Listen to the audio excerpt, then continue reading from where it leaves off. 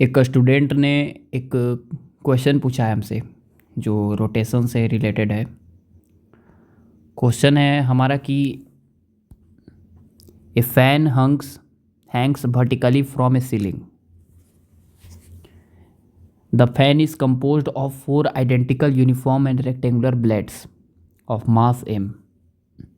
हमारे पास एक फैन है जो वर्टिकली हैंग है इस तरह से। ये हमारे पास फैन हो गया, इसके 4 ठो रेक्टेंगुलर ब्लेड्स हैं ऐसे।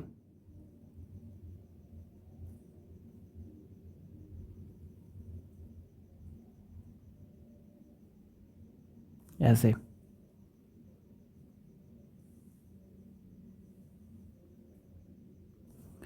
4 ठो रेक्टेंगुलर ब्लेड्स हैं।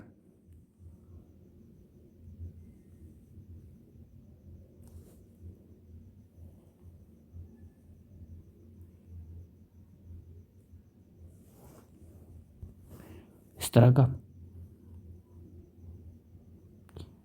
और ये पूरा का पूरा जो ब्लेड है ऐसे, इस ब्लेड का लेंथ दिया हुआ है हमारा सवाल में, ब्लेड का b, और विड्थ दिया हुआ है a। ये वर्टिकल में पड़ा हुआ है और ये पूरा का पूरा फैन जो है उसका एक ब्लेड का मास दिया हुआ है m, यूनिफॉर्मली डिस्ट्रीब्यूटेड है। अब ये जो फैन है वर्टिकल में पड़ा हुआ है और ऐसे घूम रहा है ये बाई एंगुलर वेलोसिटी ओमेगा, ऐसे बाई एंगुलर वेलोसिटी ओमेगा। शुरुआत में एंगुलर वेलोसिटी कितना है, ओमेगा नोट है। देखिए विड्थ जो है ए दिया हुआ है जो वर्टिकल में अलाइन है, देख इस तरह से वर्टिकल में अलाइन है। और यहाँ पे आपको दिख रहा होगा कि विड्थ दिया हुआ है, सॉरी लेंथ दिया हुआ है बी। जब ये ब्लेड रोटेट करते हैं तो उनके विंग्स पर, ठीक है विंग्स बोल रहे हैं, ये जो फैन है उसके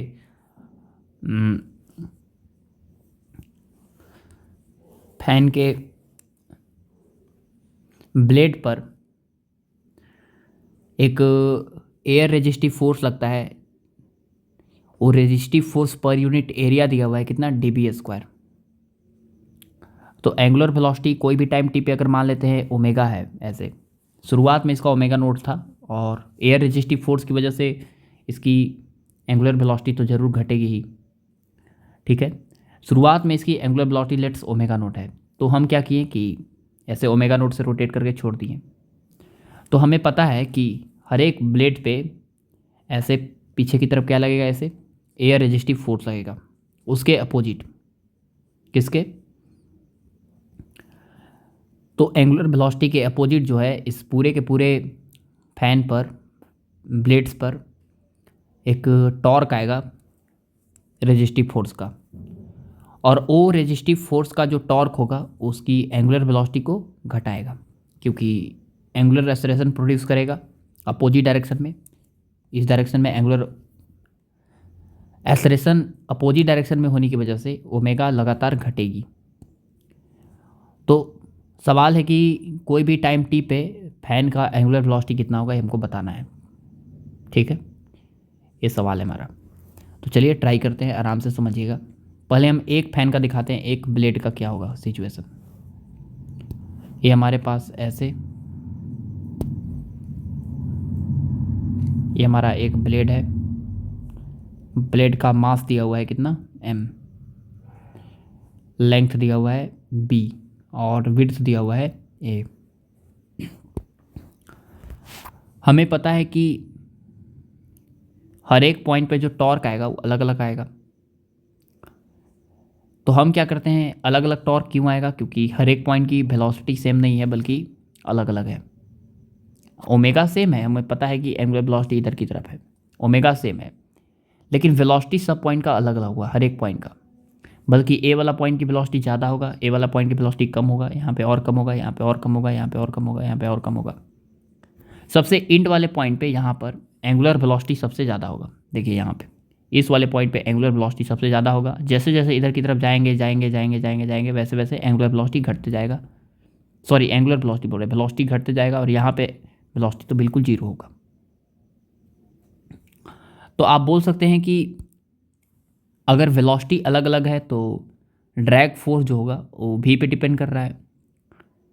वेलोसिटी का वैल्यू ज़्यादा तो ड्रैग फोर्स भी ज़्यादा, बस अपोजिट डायरेक्शन में लगेगा। ठीक है, ड्रैग फोर्स हमेशा वेलोसिटी के अपोजिट डायरेक्शन में लगता है। तो इसका मतलब है कि ड्रैग फोर्स जो है वो इस जो विंग्स है, सॉरी ब्लेड है फैन का, उस फैन के ब्लेड पे हर एक पॉइंट पे अलग अलग होगा क्योंकि वेलोसिटी अलग अलग है। तो हम क्या करते हैं कि इसके सरफेस से यहाँ से x डिस्टेंस दूर आते हैं ऐसे, ठीक है ऐसे, और यहाँ पर एक कट करते हैं ऐसे ऐसे, कितना विड्थ का, dx विड्थ का, ठीक है। x डिस्टेंस दूर आके यहाँ पे dx विड्थ का कट करते हैं।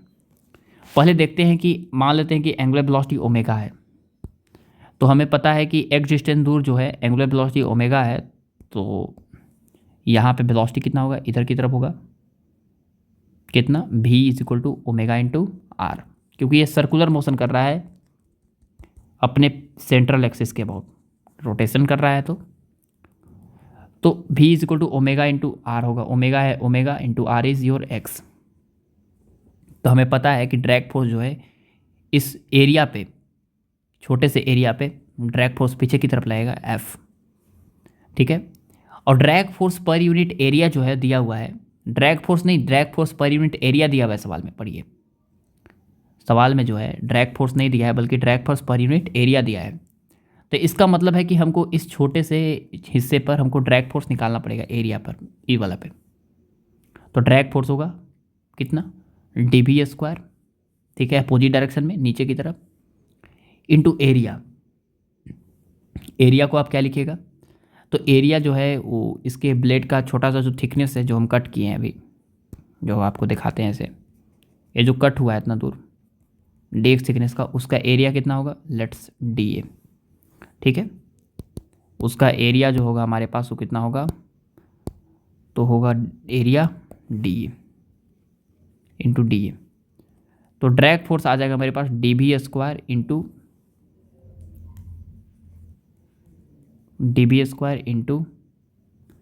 एरिया dA हो जाएगा, उसका एरिया हो जाएगा a इंटू dx, ठीक है, छोटा सा एरिया। अब हम बात करते हैं कि इस छोटे से पॉइंट पे जो है टॉर्क कितना आएगा। आप बोलिएगा टॉर्क आएगा मेरे पास डी टाउ बराबर कितना, आप बोलिएगा कि D tau is equal to force into perpendicular distance. इसके अबाउट फोर्स है हमारा कितना, पीछे की तरफ, ड्रैग फोर्स का F इंटू परपेंडिकुलर डिस्टेंस कितना है x, लेकिन यहाँ पे एक्स्ट्रा साइन क्या लगाएंगे हम, माइनस। आप बोलिएगा क्यों, माइनस इसलिए हम लगाएंगे यहाँ पे कि यहाँ पे, एक मिनट, यहाँ पे माइनस इसलिए लगाएंगे क्योंकि टॉर्क किधर है, पीछे है। तो यहाँ पे अगर हमको डी टाउ आ जाएगा मेरे पास minus F is your dv square into A into D X into X. तो यहाँ पे टॉर्क आ जाएगा D tau is equal to minus D V square A X into D X, ठीक है। अब यहाँ पे भी हमको पता है कितना है, ओमेगा इंटू एक्स है, तो minus D omega into X का whole square into A into X into D X. तो D tau is equal to आ जाएगा minus D omega X Q A square D X. अब देखिए उस blade पे पहले जो है हम अगर टॉर्क कैलकुलेट कर रहे हैं तो पहले हम ओमेगा को कांस्टेंट मान के करेंगे क्योंकि ओमेगा भी वेरी कर रहा है। तो पहले तो हम टॉर्क कैलकुलेट कर लें कि ब्लेड पे टॉर्क कितना है, क्योंकि टॉर्क जो है ये ओमेगा पे इफेक्ट नहीं डालेगा। अगर ब्लेड पे टॉर्क डालना है तो हमको नेट टॉर्क, पहले हम ओमेगा को कांस्टेंट करके निकाल लेते हैं नेट टॉर्क, तो हो जाएगा minus D omega A x cube into D x, zero से लेके लेंथ कितना है बी, पूरा यहाँ से लेकर यहाँ तक हम इंटीग्रेट कर देंगे ऐसे बी तक। तो यहाँ पे हो जाएगा net torque is equal to minus D omega square A B का पावर 4/4। तो ये नेट टॉर्क आ गया मेरे पास कितना विंग्स पर, कोई एक विंग्स पे, ठीक है। अब हमको नेट टॉर्क एक विंग्स पे आया, हमको तो पूरा विंग्स पे निकालना है नेट टॉर्क। तो नेट टॉर्क विंग्स पूरे नेट पे कितना हो जाएगा, तो आप बोलिएगा 4 से गुना कर देंगे तो 4 into minus D omega square A B का पावर 4/4, 4 से 4 कट जाएगा, इतना आ जाएगा। अब ये नेट टॉर्क कर क्या रहा है, ये जो नेट टॉर्क आया है इधर की तरफ वो कर क्या रहा है, आप बोलिएगा कि ई टॉर्क जो इधर की तरफ आया है इसकी वजह से इधर की तरफ अल्फा आएगा and this angular acceleration retard the angular velocity omega, omega को लगातार घटाएगा क्योंकि ओमेगा और अल्फा जो है बिल्कुल क्या हो गए, अपोजिट हो गए, तो लगातार उसकी एंगुलर वेलोसिटी क्या होगी, घटेगी। तो ये जो टॉर्क है, this torque can be written as I, ठीक है, इनटू अल्फा जिसके अबाउट टू रोटेट कर रहा है, बराबर minus D omega square A B का पावर 4। अब हमें पता है कि मोमेंट ऑफ इनर्शिया, इस ब्लेड को हम मान के चलेंगे कि रॉड है और इस रॉड इसके अबाउट रोटेट कर रहा है, तो उसके अबाउट मोमेंट ऑफ इनर्शिया कितना होगा, आप बोलिएगा कि M B square Y, length B है अपॉन 3, लेकिन वैसे वैसे कितने विंग्स है, 4, ब्लेड है उतने ही 4, इंटू अल्फ़ा, अल्फ़ा क्या है, आप बोलिएगा alpha is D omega by D T, D omega by D T is equal to minus D omega square A B का पावर 4। आप बोलिएगा कि ओमेगा तो घट रहा है, माइनस लगाना चाहिए, नहीं, हम पहले भी माइनस लगा दिए है डायरेक्शन दिखाने के लिए। अब इस डिफरेंशियल इक्वेशन को सॉल्व करना है और क्या, तो डी ओमेगा बाई यहाँ पर आ जाएगा ओमेगा बराबर ओमेगा स्क्वायर बराबर माइनस डी ए बी का power 4 3/4 M B square into D T, दो तरफ इंटीग्रेट कीजिए। जब टाइम 0 है, यहाँ पे वेरिएबल टाइम है, तो एंगुलर वेलोसिटी याद कीजिए ओमेगा नोट था। जब टाइम टी हो गया तो मान लेते हैं एंगुलर वेलोसिटी ओमेगा हो गया। बस यहाँ पे इसको इंटीग्रेट करना है, D omega by omega square का इंटीग्रेशन आएगा कितना, ओ -1 omega, omega not to omega बराबर -3 डी ए बी का पावर 4/4 एम बी स्क्वायर, और इसका इंटीग्रेशन टी आएगा, टी हो जाएगा -1 ओमेगा माइनस +1 ओमेगा नोट बराबर -3 डी ए बी का power 4/4 M B square into T. तो हमें ओमेगा चाहिए यहाँ पे, सॉरी यहाँ पे ओमेगा नोट, हमें ओमेगा चाहिए, तो इसको इधर लाइए, इसको इधर लाइए, तो 1 ओमेगा इक्वल टू हो जाएगा 1 omega naught plus 3 D A B का power 4 into T/4 M B square. यहाँ पे आप ओमेगा निकाल सकते हैं, इसका एलसीएम हो जाएगा 4 M B square into omega not, इसको डिवाइड कीजिएगा तो ऊपर आएगा M B square into omega not, ठीक है। ओमेगा नोट कॉमन आ गया तो यहाँ पे आएगा 4 एम बी स्क्वायर प्लस यहाँ पे इसको डिवाइड करेंगे तो ओमेगा नोट से ऊपर मल्टीप्लाई हो जाएगा 3 डी ए बी का पावर फिर ओमेगा नोट इंटू टी, तो ओमेगा आ जाएगा मेरे पास 4 M B square omega naught by 4 M B square plus 3 D A B का power 4 omega naught into T, और यही हमारा एंगुलर वेलोसिटी का आंसर आ गया। तो कोई भी टाइम टी पे एंगुलर वेलोसिटी ये आ जाएगा, ठीक है। एक समय आएगा जब एंगुलर वेलोसिटी कितना हो जाएगा, 0 होगा, ठीक है। आप समय भी निकाल सकते हैं, सवाल रहेगा कि find the time when angular velocity become 0, तो बिल्कुल निकाल सकते हैं आप इसको कैलकुलेट करते हैं आराम से, कैलकुलेट करके दिखाते हैं हम।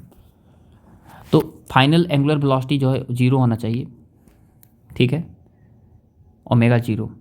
तो उसके लिए टाइम जो है वो टेंस टू इन्फिनिटी होना चाहिए, टाइम टेंस टू क्या होना चाहिए, इन्फिनिटी। ओमेगा 0 होना चाहिए, इसका मतलब टी टेंस टू कितना होना चाहिए, इन्फिनिटी। जब टाइम इन्फिनिटी हो जाएगा तो एंगुलर वेलोसिटी 0 हो जाएगा, ठीक है। टाइम बढ़ेगा तो एंगुलर वेलोसिटी घटते जाएगा। तो ये हमारा सवाल था, एक बढ़िया सवाल था। चलिए, ऑल द बेस्ट।